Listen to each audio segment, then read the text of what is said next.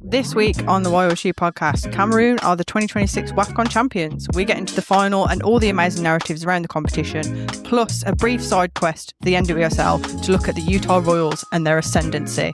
Let's get into it.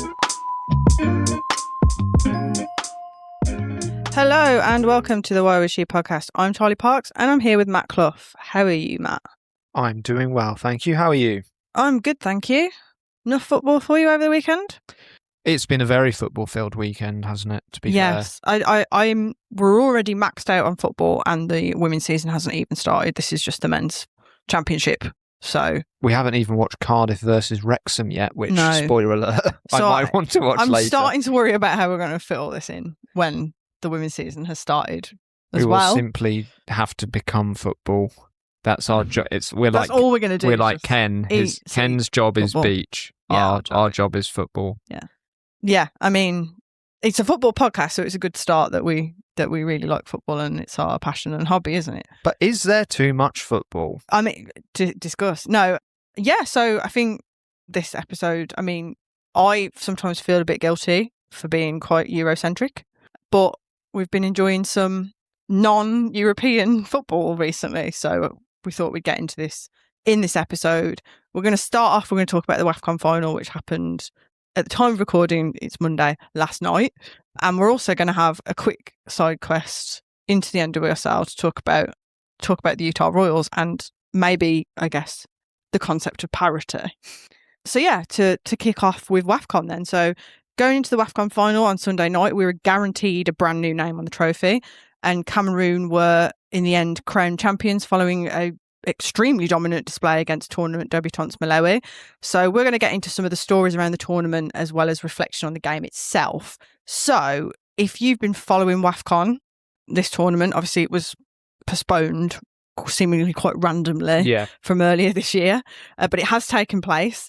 So there was a lot of really interesting narratives throughout the tournament, which we're probably going to get into. But I think to focus on the final, I think what was most interesting and probably quite refreshing as a major international tournament was that it was essentially going into the tournament. I mean, I'm not sure Cameroon were underdogs, seeing as this was their fourth WAFCON final, but Malawi certainly were the lowest ranked team in the competition, 153rd in the world.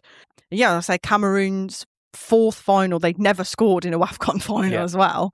Yeah, and Cameroon actually weren't supposed to be there. So actually, I suppose they were technically underdogs because they didn't qualify.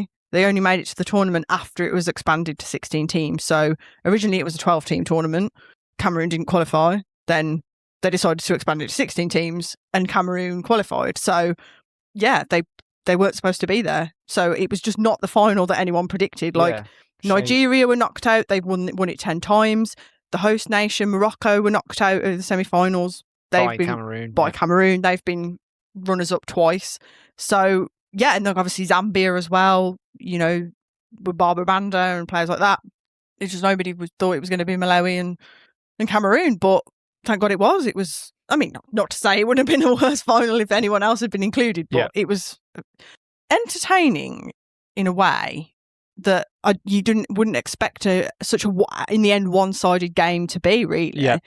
But we'll get into that in a minute because there's a couple more sort of individual storylines there were so many storylines that I want to highlight, and I think a lot of excitement for wider football fans going into this tournament was it was the first ever WAFCON for Malawi and the Chewinga sisters, so Tabitha and Temwa.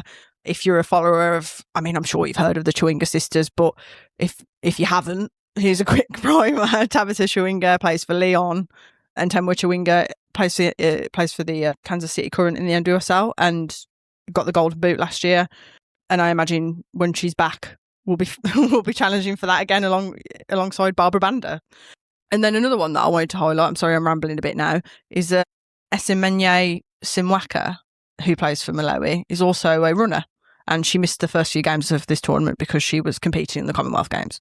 What an excuse to not play. Yeah. And she was like, I think did like 200 metres and 400 metres. Yeah. And then just rocks up to WAFCON. It's something when... Played in the final. When Temwa Chewinga isn't the fastest player in your team. I know. That's going some. Quite terrifying, isn't it? as I say, so many narratives, so many storylines that's made this intriguing. And I think it was very much billed as attack versus defence. Yeah. Like Cameroon, compared to Malawi, Cameroon hadn't scored mega goals going into the final. I mean, obviously Malawi won their semi-final 3-1, and Cameroon, it was 0-0, and it was decided on penalties. And they basically parked the bus against Morocco, didn't they? No. To be fair, like there was some good opportunities, and Morocco were quite good defensively as well. Yeah. It was very cagey. It felt more like a final. Cameroon's goalkeeper Michaeli had an absolutely sensational tournament. Yeah, and she was a hero in the Morocco game. And to be fair, last night didn't have loads to do because, as we'll get into, it wasn't so much attack versus defence, more so like, I think just a masterclass from Cameroon, really. Like, I don't know. I certainly, from what I'd seen of both teams in the tournament, I certainly didn't expect Cameroon to be that dominant. I mean, it's unfair to boil down Malawi to two players, but I think, the Chawingas are their main threats, and we know what they can do, and we know what they can do even up against a good defence.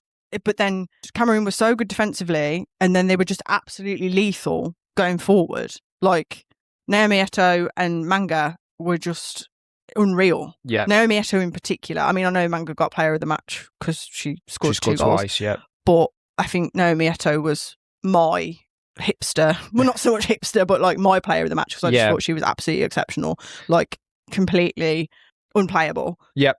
But then, it was intriguing from that perspective. But before we get into some detail on Cameroon's defensive performance that I know you want to speak about, do you feel like Malawi were maybe a bit overawed by the occasion? It just felt like Cameroon were sort of, their intensity was so good and their press was so good, and they just seemed more, because they've been there before. Yeah, they just seemed more confident in that situation, in that scenario. And to be fair, like, we were talking about the geography of Africa and the proximity of Cameroon to Morocco, and the Cameroon fans were just so loud throughout, weren't they? Yeah, you said it was like a home game for it must have been a difficult environment for them, because don't get me wrong, the camera pans to the Malawi fans quite a lot because they're always singing, they're always dancing in the stands, and they must have been making some noise. But it just felt like the Cameroon fans were in full voice that whole game. So do you think that that's a fair reading, that like Malawi were maybe just a little bit sort of overawed by the occasion? Yeah, whether it was the occasion or just, like you said there, the sort of almost the fact that I think everyone expected this is going to be a Cameroon are probably going to try and sit back and absorb the punches and bide their time a little bit. And instead they just sort of flew out the box and sort of hammered Malawi, really. Like, basically didn't let them, get out at all.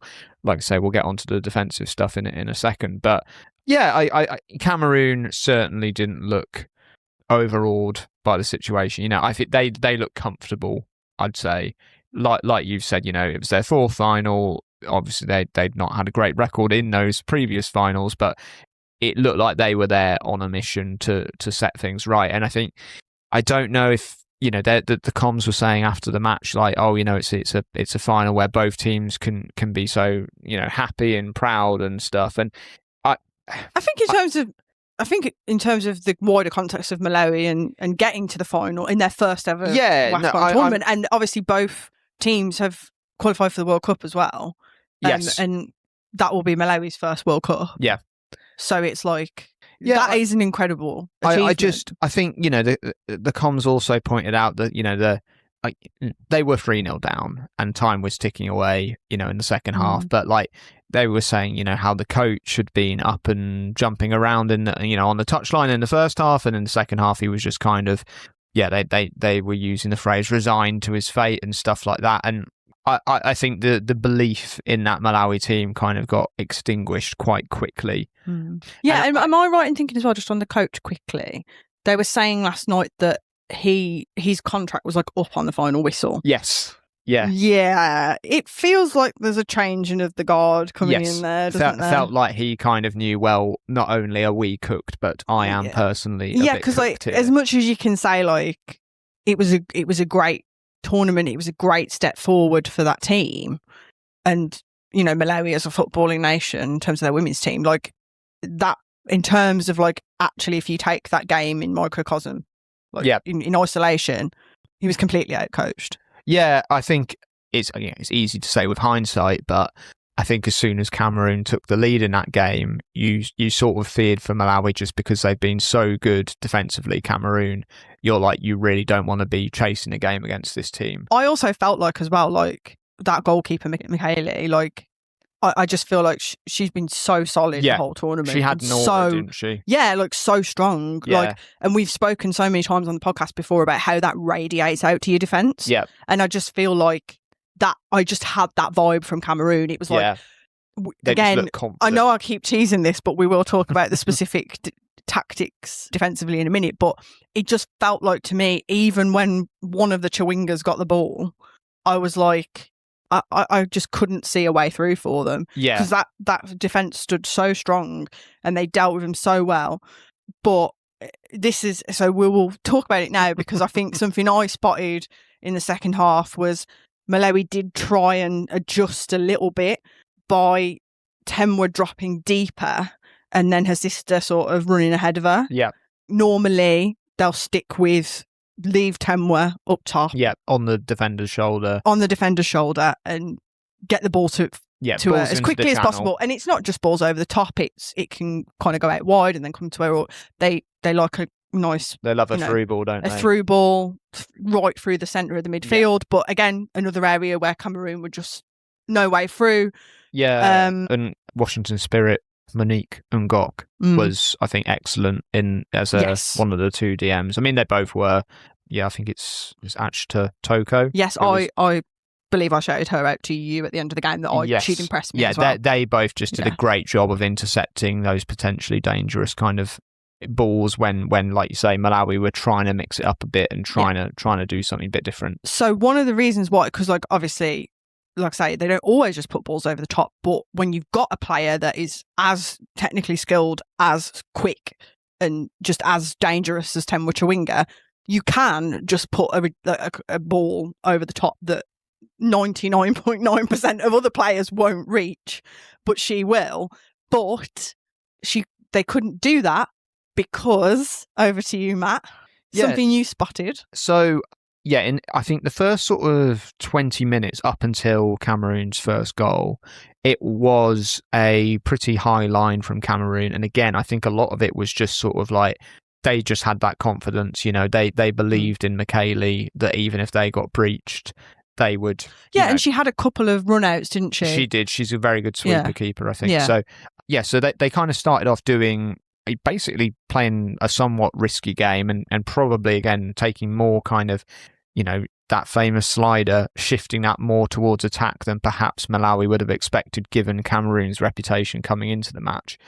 But as obviously the first half, it kind of descended into a bit of madness really for Malawi. They ended up 3-0 down at half time, at which point, you know, Cameroon, they were still pressing, we should say. I mean, they managed to miss effectively an open goal in the second half. If you're an NWSL watcher or fan as well, we're going to talk about the NWSL in a bit, obviously. I know what you're going to say. It was reminiscent of, I mean, it was almost an exact carbon copy of the miss that Sophia Wilson had against Utah Royals. Yeah, a couple of weeks ago, right? Yeah, where she was through, she'd rounded Mandy McGlynn and then just missed an open goal, basically. just had to tap it into an open net and somehow sliced it wide. They also should have had a penalty because... Oh, God, I don't know what had happened there. I think at that point, VAR was just like, it doesn't really matter. Let's just let the game continue because Cameroon aren't losing. We want Malawi to come back next time. But yeah, basically, as I think it was, you know, so Cameroon were 2-0 up after half an hour, and I think that was when they started making a shift, but certainly in the second half, like I say, they didn't fully shut things down, but what they did was basically utilise an old school style sweeper. So they started the game with basically both teams were in a pretty classic 4-2-3-1, and yeah, Cameroon were going sort of, you know, man for man, player for player, I should say, against Chawinga in that first half when they were pushing up a bit more. Which Chawinga? Temwa.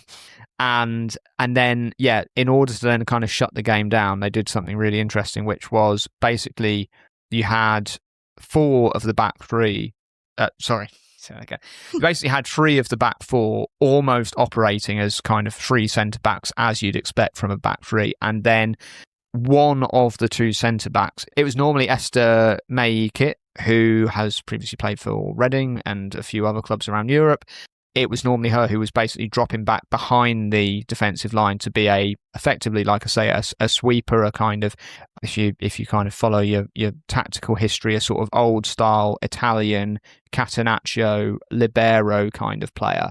And it's not something, it was very much in vogue in the 50s and 60s. You really don't see it very much anymore at all, mainly because a lot of teams will nowadays, when it comes to their defensive line, favour zonal marking, and particularly because just teams nowadays are so good at breaking offside traps that if you basically have a final defensive line of one player, you're asking for trouble. However, Cameroon, I said to you as a bit of a joke, because it was so effective on shutting down Tenwa Chawinga, that every NWSL maybe team NWSL team. Yeah. I think the problem there is if you do it for too long, teams will be like, well, hang on, you are massively exposed if we can break this offside trap. It was almost like they had like 3 defensive lines. Yeah. Because it was like, if you get through the first line, they had the 2 DMs, then they had the 3 of the back 4, and then they had an extra one there. Well, like 4 defensive lines. Then. Yeah, but then and then the goalkeeper. Because the keeper was so effective as well of like commanding a space and 1v1s. So it was literally like they had to break through so many defensive lines in order to get the ball into a dangerous position that it was just super effective. And I think I saw somewhere both Chawingas 3 shots between them. So which is incredible. My read on that tactical move, because it happened. I sort of said to you, I think early in the second half, I was like, I think they're doing this. I couldn't, but you're never 100% sure. You're never sure if a player's just been kind of dragged out of position or something like that. But it kept happening, and I ended up just watching the match and shouting "sweeper" at you every time I saw it. Sweeper. But yeah, my read on that was basically the Cameroon defensive line had dropped back. They knew basically that all they had to do was contain Tenwa, and they had the game won. So yeah, they dropped the defensive line back, and it was just incredibly effective because every time she did what she likes to do, which is either get the ball or knock it past the defender or run onto a ball that, like you say, most players wouldn't be able to catch, there was just a player sweeping up 10 yards, closer to the Cameroonian goal, and it just completely nullified her. And that, in the end, I think Malawi's last roll of the dice was, well, get her dropping deep and trying to, effectively, I guess, try and drag the sweeper back out and or maybe put like 2 players. Yeah, just do anything. Ahead of her. But obviously, as technically good as she is, that's really not where she's going to be the most effective. And I think so. Yeah, just generally, I know the Cameroon coach, Valentine Ungayi, she has only been in post for a couple months before the tournament. So, yeah, extremely ballsy move I'm obsessed with it. I love it. Yeah, unbelievably ballsy move. And it I say, it feels like a very Amandine McCall thing to do. Yeah, and it's one of those as well where I'm not having a go at Malawi for not kind of cracking the code, because let's be honest, again, they were 3-0 down at this point and were probably just that rattled. Like you say, it's a big occasion, probably the biggest match in Malawi women's football history. That I don't think they'd kind of down tools, but I think there was a sense of like, look, we've had an amazing tournament, we've got this far, we've qualified for the World Cup, this is already beyond our wildest dreams. Yeah. Like, let's. And I think, not to bang on about it, but they've essentially got 2 problem solvers. Yes. In that team, 2 main problem solvers.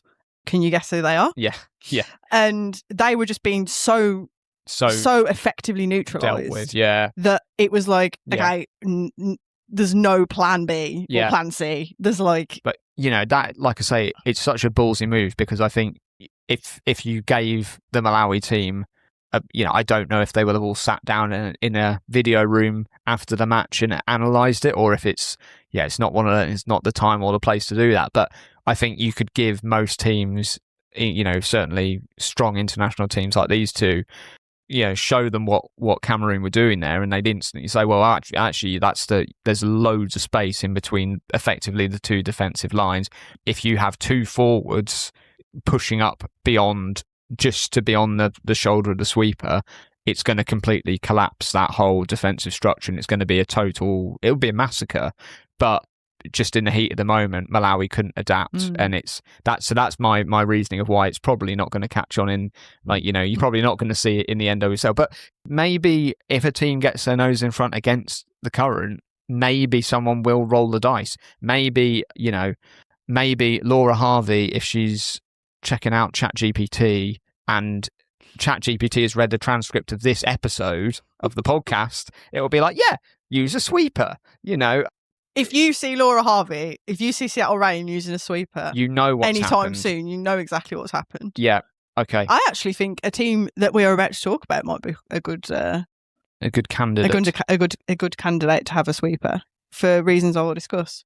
Okay. But anyway, let me round off on WAFCON then. Congratulations to Cameroon. I think I'm very excited to see how they got on at the World Cup. Yeah. Yeah. If they're going to sort of do crazy tactical shit like that.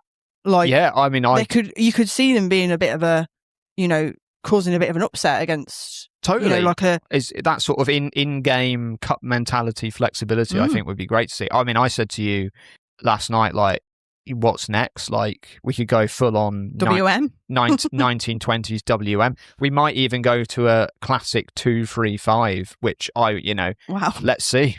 Oh yeah, and obviously Malawi are going to be at the World Cup as well, so. Again, Chewingas will still do damage there. Tema Chewinga on the world stage, Tabata Chewinga on the world stage. Like, we're going to be excited to see it. And then Morocco and Algeria have obviously also qualified. Cameroon missed the last one, but qualified in 2019 and made the round of 16. Morocco made the round of 16 in the last World Cup in 2023, but Algeria have also never qualified. So it will be Malawi and Algeria's first tournament. And as I've alluded to, Nigeria have not qualified for the Women's World Cup. I said erroneously in the previous episode that they hadn't qualified. They had to play a qualifier game. They got beaten by South Africa. Right, we've just done a lot of reading off mic there, but we've figured it out. So, Malawi, Cameroon, Morocco and Algeria have already qualified. Yes. South Africa and Ghana will go into this interfederation qualification process. I think there's a draw for that on Thursday. Yep. And they'll play a team. Each of those will play a team from another confederation. Yeah. So I guess it's not guaranteed that there'll be another CAF team. No, there's only two CAF spots, so that is done. I think. No, there's not a guarantee that there'll be another CAF team on top of the 4 that have already qualified at the World Cup. No. But anyway, sorry. So South Africa beat Nigeria. And as I say, Nigeria have never, that was the whole point of saying that, Nigeria have never missed a Women's World Cup. So that's pretty... Yeah, big news. Pretty substantial, isn't it, really, and I guess not very positive for Nigeria, but positive for the women's game generally and the women's game in Africa, that these new nations are qualifying. Yeah. Shows the sort of growth of... I know there was a lot of talk about the investment and the growth of the women's game in Malawi specifically. And Morocco as well. Morocco's had Morocco. A lot of chat and obviously hosted I only didn't mention Morocco because they've got a bit more history there, but it has been fruitful thus far. They have qualified for the World Cup, so yeah, as I say, unlucky also for Zambia, who were at the last World Cup, and then I think a lot of people were quite gutted because, like, obviously, I mean, Barbara Banda and Temba Chewinga are very much like the poster women of the NWSL, and particularly, like, you know, on the wider stage. And I think it would have been really exciting to see them both at the World Cup, but unfortunately Zambia will miss out as well. Yeah. I think that whole thing that was another one that broke our brains with the group with the head, the Malawi, Nigeria, Zambia, and the three-way tie, and like Zambia were top of the group but didn't qualify, and it was like, what the fuck's gone on? Yeah, I barely slept that night. It just like trying to work that out, like, got my brain into such a frenzy I couldn't switch off. We should say, I mean, you are good at many things. Permutations, for some reason, you do struggle with, but I will say that was an absolute, like, vortex of trying to say, well, there was people on my Blue Sky, like, there was a lot of people confused by it, and even like the broadcasting, like, the commentator the was confused by broadcasters it. were getting wrong, and wasn't Barbara Banda asked in a post-match interview, like, about qualifying. I'm sure weren't Zambian players like celebrating, thinking they'd qualified. And Malawi thought that they hadn't qualified. Yeah. Malawi thought they hadn't gone through. It was so confusing. Yeah. Just make it easy for me, please. Do you want just one big tournament where you just play a match against a team and the winner goes through? No groups, no confederations. Just one big knockout round. Yeah. That'd be quite fun, to be fair. Right. Congratulations, Cameroon. And yeah, we're excited for the World Cup. Yeah, absolutely. And all these exciting players that we are now seeing on the world stage. Right. So I promised that we were going to have a side quest to the NWSL. So Utah Royals have been a bit of a surprise package in the NWSL this season, currently sitting in third as we speak, on course to make the playoffs for the first time in their history, and maybe, just maybe, mount a bid for the Shield. Is this good old-fashioned NWSL parity, or can we find another explanation for their ascendancy? Discuss. No, I'll... Do you want to... I mean, would it make sense for me to give a brief history of the Utah Royals here for our listeners who are not of the NWSL persuasion? Yeah, let's If you are, I apologise. You probably be like, yes, I know all this, sure. But if you're not, hopefully you will learn something. So Utah Royals were an expansion team that was formed originally in 2017. They had 2 seasons. They were actually coached by Laura Harvey. And they had I think they had a bit of the COVID kind of season, and then they unfortunately folded. They ceased to exist as a team. And then they were re-established in 2023, and their quote-unquote first new season was in 2024. So this is their 3rd season in the NWSL, and previous seasons they finished 11th and 12th with exactly the same number of points, 25. So there was literally no progress between the 2 seasons. Mm-hmm. But all of a sudden, they've shot up the table. They've surpassed their points tally. They've surpassed the number of goals that they scored last season.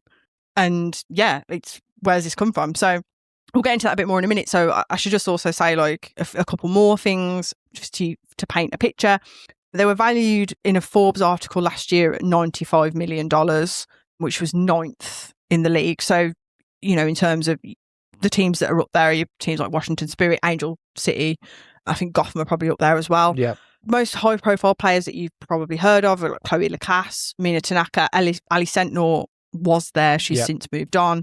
Kate Del Fava is their current record appearance holder. And then in the past, I think this was in their previous iteration, they had players like Becky Sauerbrunn and Kristen Press paid for them. Yeah. And I believe they're 10th in average attendance in the league. So just to paint this picture for you, if you're not an NWSL person, this is I don't know. This is like West Ham suddenly this is going into the Champions it's almost League. like West Ham suddenly being 3rd. Yeah.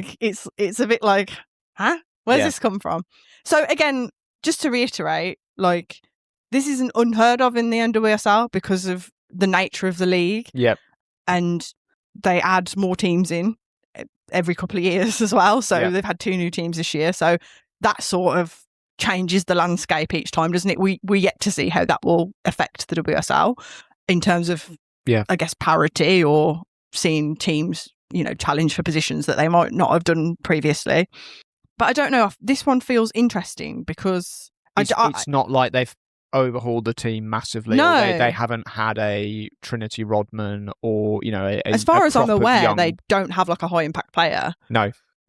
Mentioned Trinity Rodman there. Yeah, they haven't gone mad and brought in a huge big name who's just banged in 20 goals kind of thing. Yeah, so I was pulling at several threads and I'm not sure I got a definitive answer. Mm-hmm. But I think you wanted to give a bit of a sort of overview of the state of the nation in terms of the NWSL generally. Yeah, I can sort of make the case for this is just parity sort of thing. I don't believe it is just parity, but, this is something we hear about a lot online from American fans. And, if we're being totally honest, sometimes over here in Euroland, we sort of roll our eyes a bit because it's held up as this thing that makes the NWSL better than any other league. And, I think the natural response from us would be well, if you put our best teams where there's, we really don't have any restrictions on who we sign, how much we pay them, all this kind of stuff. That's the difference is there's a bit of kind of artificial rules in place to... But I don't think there's any arguments that some of their less good teams are like our worst teams aren't as good as their worst teams, if that makes sense. Yes, I'd agree with that. In some cases, Yeah. I would make the case that Chicago Stars might be worse than They are. I think they would yeah. get absolutely mullered by every team in the WSL this season. Oh, but, Chicago. Yeah, so this year, I think, it has very much been a making the case for the league is just very equal. There is a lot of parity. Last year, Kansas City Current won the league phase, the Shield as it's known. They averaged 2.5 points per game. And this season, Gotham are top of the table by quite some distance, but they're only averaging 2.15 points per game. So basically, they're nowhere near as dominant as the Current were. And then same at the other end of the table. Last year, 3 teams finished the league phase while averaging less than 1 point a game. This year, there is only 1 team averaging less than 1 point a game, and it's Chicago Stars. And this is also, like you said there, it's despite the league expanding and adding 2 teams, and I think historically you would expect if the league expanded, actually that's more likely to be a year where, the good teams basically... It gets a bit more stratified. Exactly. There's fewer players to go around. But Denver Summit have done pretty well. Exactly. Yeah. I mean, there's the player pool has been thinned out by having 2 new teams. There's been, 2 teams that have literally had to put a squad together and a coaching staff together and then just go for it with no real kind of momentum or history. And, looking at it from, with no data or anything, you just think, well, those teams will be the worst teams in the league for some time. With my baseball hat on, that has been historically what's happened in baseball. When leagues have expanded, they've added new teams. Those teams basically have spent a few years getting absolutely hammered. And at the same time, it's normally when the best teams start putting up the best numbers they ever will, because there's just a couple of teams that they can just beat regularly with no real fight. So it's very interesting that those 2 teams have come into the league, and yet it's actually all tightened up. I think it is worth looking at the best teams and just how they've kind of slid. So, like we said, Current were runaway Shield winners last year. This year, they're basically clinging on to the playoffs as best as they possibly can. Orlando Pride, I think, are probably the biggest of this. So they were one of the few teams who have ever won the Shield and then gone on to win the playoffs, win the championship. They did that in 2024. With Animal House and the defense basically leading them there, and then, like you say, Barbara Banda up front banging the goals in. But yeah, the last season they regressed quite a bit, but still came 4th and got into the playoffs. This season they were genuinely pretty awful. Got one of the worst defences in the league. I think Banda has scored half of their goals despite being away at WAFCON for the last month. So yeah, just there's definitely Zambian a case Kirsty Hansen. Exactly, there's definitely a case of just some of the better teams kind of losing their way for whatever that. I was genuinely looking earlier at like the sort of spread of goals in different teams, and it is like literally Barbara Banda scored 12 goals, and then the next player for the Pride has scored 2. Yeah, it speaks volumes. It's doesn't jokes. It? And then I think as well, and I again, I'm not beating the NWSL here, but we know there is this financial factor now. We know that they are, they've introduced this, the high value, high impact player rule, basically to try and stop Trinity Rodman leaving and give the NWSL team some kind of leverage to basically stop this drain of talent over to Europe. But it's probably worth saying that is still kind of happening. So of the team of the year from last year, 3 of them have left. So Matsukobu, Coffey and Esther Gonzalez have all now left the league, and another player, Olivia Moultrie, has just done her ACL and will be out for probably a year, may miss the World Cup.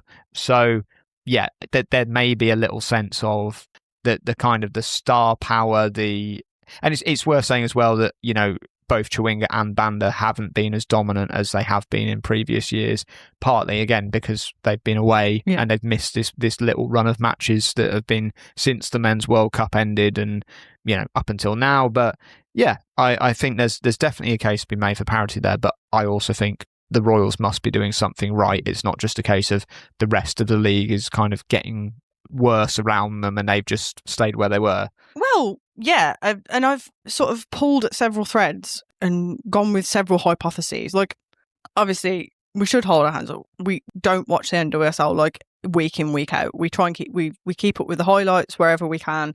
We do watch games when they're available, but invariably they're happening at like midnight, 3 a.m. Yeah. We have to sleep. We can't like the ones that kick off at 9 always get into a 4-hour rain delay.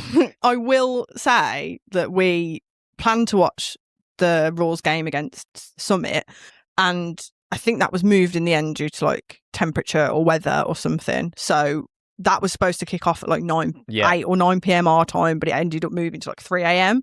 So we actually couldn't watch it, which is probably quite helpful in the end because they lost to Summit. So a lot of this has been sort of piecing together, watching highlights, looking at stats.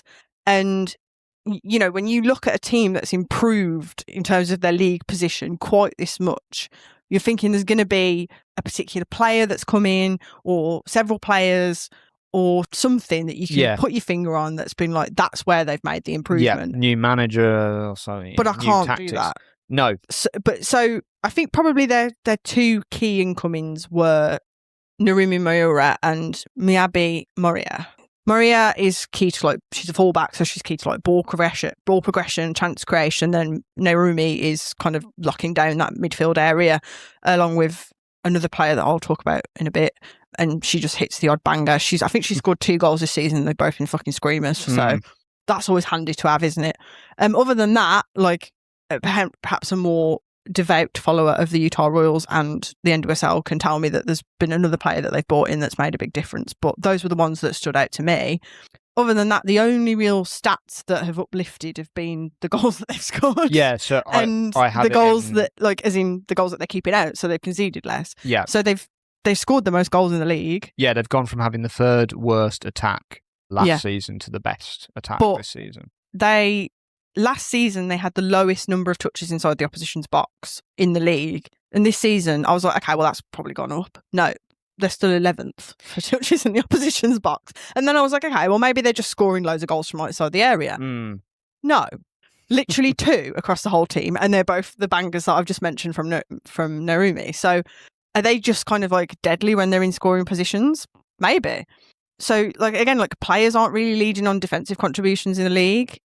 So I thought maybe they're pressing higher, more effectively, but again, like, not really standing out in terms of winning possession in the final third. So again, I was pulling at a lot of these threads and not really getting very far with them. But another thing I'll mention is, like, they've had the most corners, the most penalties awarded, and the joint most set piece goals. I think that might be like potentially some penalties in there as well, but.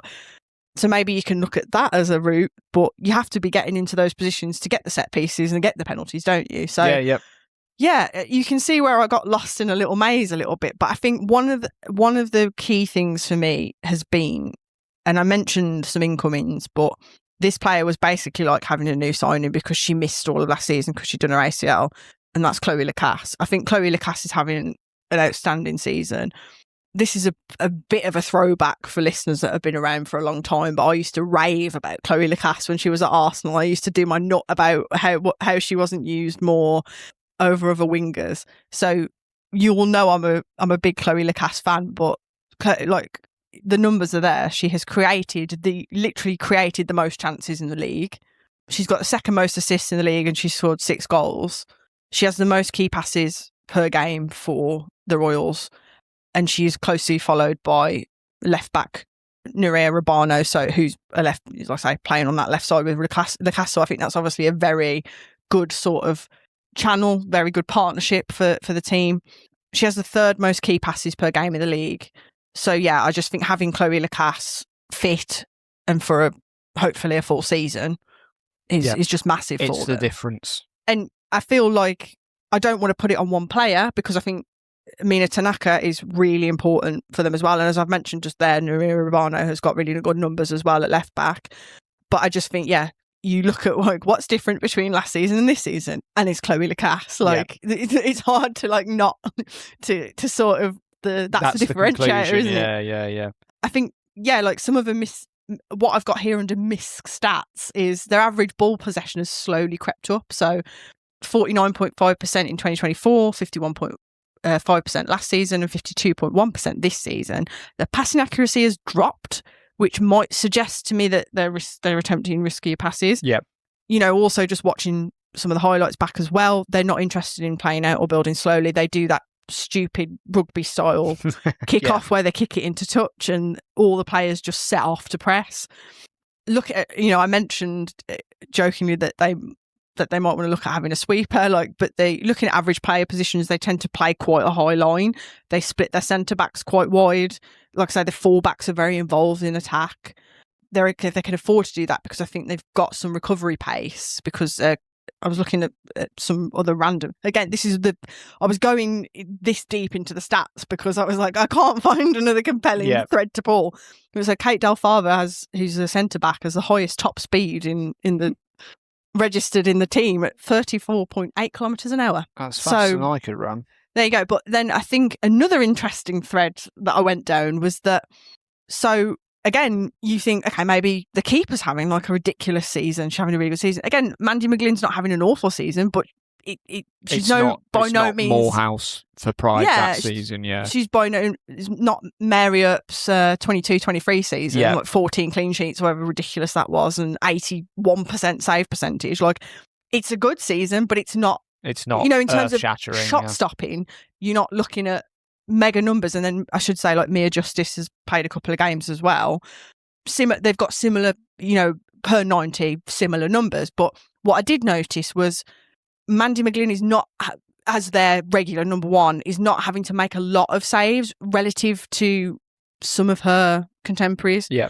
Obviously, with a goalkeeper, it's difficult because if you look at saves, you expect a goalkeeper in a worse team to have to make more saves. Yeah. But what I did notice was that she's quite strong in terms of commanding her area. So talking about playing that high line, she's had 13 high claims, which is the fourth most in the league, 11 successful run-outs, third in the league, 12 punches, 25 clearances, and fourth most recoveries per 90 in the league. That's for any player, not just for a goalkeeper. So those stats per 90 are uplifted for both keepers from last season, suggesting that might be an area that they've worked on in terms of defending that space and asking their keeper to probably be a bit more of a sweeper. That was the only area that I can really identify there's been a massive uplift. So other miscellaneous things that I've noted is I think they're quite fluid in the way that they attack. So sometimes they're playing a 4-3-3, sometimes they're playing more of a 4-2-3-1. I mean, that's not uncommon to shift between that, but there's been a bit of a change of personnel there. Sometimes Chloe Lacasse tends to be the most advanced player and tends to hold the width, but sometimes they'll play like the right winger will invert a bit more. I think it tends to be Delza or Paige Monaghan. Sometimes the right winger will invert a bit more, and sometimes the right winger will hold the width as well, and they'll play with a central striker. Yeah. But I think, there's another player that I have mentioned that invariably I think is just a standout is Mina Tanaka. So I think she's just on the eye test, and her stats are good as well. Not quite as good as Lacasse's, but they are good. She's just on the eye test. She's so good in tight spaces. She's so good at picking up space and picking up pockets that she's just an exceptional player to have to kind of link everything together. Yeah. I have a note on Tanaka saying last season she got 7 goal involvements in total. This season she's got 10 already. And again, I think a lot of that... She has scored 3 penalties, I will note that. But I think a lot of that, again, is just the fact that Lacasse has 14 goal involvements. So, just those two linking up and feeding one another, basically, is clearly one of the reasons why their attacks suddenly got so much better. And then another thing that I've noticed looking at, again, some of the stats is I had to go all the way down to 41st on the list of players, sorted by successful dribbles to find a Utah player, which was CC Delza. Yeah. Which maybe suggests that they've got more of a sort of, fluid passing style than other teams. So Chloe Lacasse has made 44 key passes, but only made 12 successful dribbles, which as a winger, you're probably thinking, huh? Yeah. So by contrast, looking at Gotham, who are currently leading the league, Rose Lavelle has made 33 successful dribbles and 29 key passes. Jordan Dudley, who's their right winger, I think, has made 34 successful dribbles and 26 key passes. Yeah. So her dribbles are more likely to end in a shot. And then if you look at Portland, for example, Sophia Wilson's had 82 shots total, which is exactly double the shots that Mina Tanaka has taken. And then Mina Tanaka's not even Utah's striker. Yeah. Like, she's completed 32 dribbles and 27 key passes, so she's a real focal point, whereas Utah feel like they're a little bit more fluid. There's not a player that's, other than Chloe Lacasse, that's really like standing out in terms of like dribble shots. Yeah. You know what I mean? It's like, yeah. I mean, it feels quite fluid. Yeah. Sorry, I know there was a lot of names and numbers in there, but hopefully you followed it. Yeah, no, totally. And I was just going to say, that the point about the touches in the opponent's area is really interesting, because I think the Royals are also top of the league for number of crosses attempted. So Chloe Lacasse. That again, it sort of suggests there's quite a bit of, sort of high risk, high reward passing going on. Not necessarily, giving it to players to dribble, not necessarily worrying too much about build-up. There's a lot of getting the ball into the box.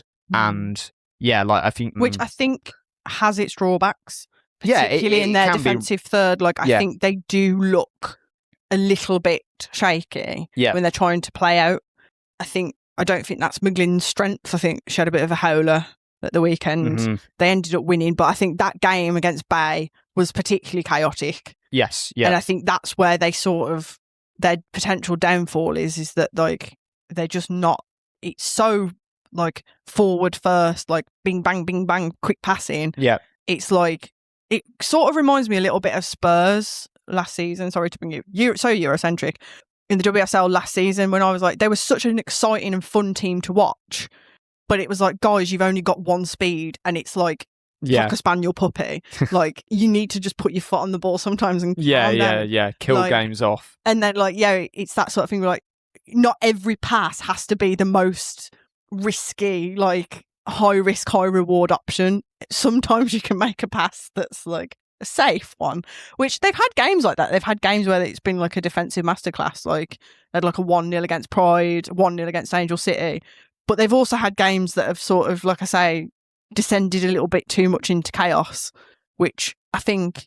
you think they might be riding the chaos wave a little bit, and I don't want to be negative about it. No, but it could swing the other way. Yeah, it's that kind of, like I say, it's that kind of one where it's a very, very fine line to tread, isn't it, between too much chaos. And it's like, now as we get into the sort of business end, like we're 2/3, they've got 30 games, right? That'll be correct, won't it? They've got 10 games to go. They've got to play Gotham. They can't take any more points off Spirit, and they've also got to hope that, is it Thorns that are just behind them? Yeah. They've got to stay on their A game if they want to be up there. I think they'll make, they're in a very good position. They're going to make the playoffs, I think. But in terms of, if we were looking at a realistic challenge for the Shield, I think they would have to pretty much be perfect between now and the end of the season. Yep. And that's where I'm like looking at them thinking, I don't know if you've got that in you. Like, Gotham are quite dominant now. They're 4 points ahead of Spirit in second. Like, they look quite formidable, especially when they've like added Sam Kerr as well. They've added that sort of inevitability in front of goal that Sam Kerr gives you. Yeah. To call back to our previous episode, but they're obviously just a more established presence. Reigning champions. Yeah. Like, I mean, we're normally quite used to seeing them finish like 7th and then winning the championship. But both years they have won the championship. So maybe they'll win the Shield. Maybe they'll do an Orlando. And is it North Carolina that have done it as well? Yeah. So I don't know whether they've got that enough to go the distance, but impressive nonetheless. Yeah, and say, if they can get into the playoffs and be that sort of, have those like one-off games where they just, because that's the other thing, like we were talking about, just like narratively, I'm just tying it all together. I'm just in awe of myself sometimes. You're the Lacasse of I feel like they seem to be fairly good at adapting to their opponent. They which can be a blessing and a curse, but they seem to have adapted to their opponent quite well, quite fluid in that way, and they're quite a good unit in terms of adapting like that. And so if they can do a Cameroon in a couple of the playoff games, a couple of tactical masterclasses, you never know. No, not at all. And all things are possible through Chloe Lacasse. Yeah. Do you have anything to add on Utah? I'm so sorry that turned into me. No. Just sort of throwing out my various hypotheses for why they're good. They're a very interesting team because I just think it's a really what the reason why I wanted to talk about it and the reason why I wanted to dig into it was because I wanted to answer the question, is it parity? Or is it something they've done? Something they've done. And I feel like it's half parity, half Chloe Lacasse. Yep. That's it. Yeah. Sorry, Utah. There you go. Very interesting. I will continue to watch them with great intrigue. Yeah. I don't have anything to add. I think that was very comprehensive. But yeah. Nothing about Brecon Mazinga? I didn't want to mention Brecon, but no, she has the best name in the NWSL, and I believe she's going to be the difference maker in the playoffs. Wasn't that, like, didn't you pick, like, you sort of... When we first started looking at the NWSL... You said you were going to support Utah Royals because you were obsessed with the name Brecon Mazinga. Yeah. Also, we have been to Utah and liked it very much. Yeah. So, yeah, but Brecon Mazinga was the main reason. Yeah. I think at the time as well, they had a player called Clough. They did, but Michaela Clough. CLUFF. I don't think she's there anymore. No, she's at Seattle Reign, I think. Right, okay. So yeah. But that was the original. That was the origin story of why you said you were going to be a Utah Royals fan. You can't beat Mazinga. You were so excited when she scored against Thorns. It was a good goal, to be fair. I was rewatching it back earlier. There was a nice move. Yep, you heard it Once here again, first. It was a cross from who else but Chloe Lacasse. Yep, there you go. What is ChatGPT going to make? Like we've said, if it's scanning the transcript of this podcast and it's telling Laura Harvey, it's going to be like, Laura Harvey, play a sweeper and sign Chloe Lacasse. Yeah, it's going to use a reservoir's worth of water to malfunction and then be like, it went very rambly at the end. Right. Well, I think a mixed bag, but I think some interesting learnings. Bag. Yeah. Some interesting learnings about tactics and stats, and also hearts and minds with the sort of various narratives from WAFCON as well. Yeah. So you can join us next week for a hour-long discussion on the fact that Leicester have just signed a player as we've been talking. If you are a regular listener of our Leicester spin-off as well, you will know that we broke this news yesterday. Yep. We have. It's just been confirmed. We published a podcast before it was announced saying it had happened. And it's been announced today. So I'm not saying that someone at the club is listening to the podcast, but I'm saying that someone at the club is listening to the podcast. Yeah. The Leicester City hierarchy. We know we can see you. We know who you are. If you're listening, know who you are. Give us a sign. Sign Brecon Mazinga. No, Chloe Lacasse. We want Chloe Lacasse. I'm team Just Mazinga. think she's neat. Yeah. Right. We'll leave you there. What are we talking about next week? Yeah, next week, I believe, which actually follows on from this quite well. Next week, we're going to talk about what is a 14-team WSL and WSL2 going to look like. How is this going to affect the league? That's it. Yes. What does it mean? Will we have more parity? Will a team sign Brecon Mazinga? We don't know, but we're about to find out. Yeah, so do come back next week for that. Thank you very much for listening. See you later. Thank you very much. Bye. Bye-bye.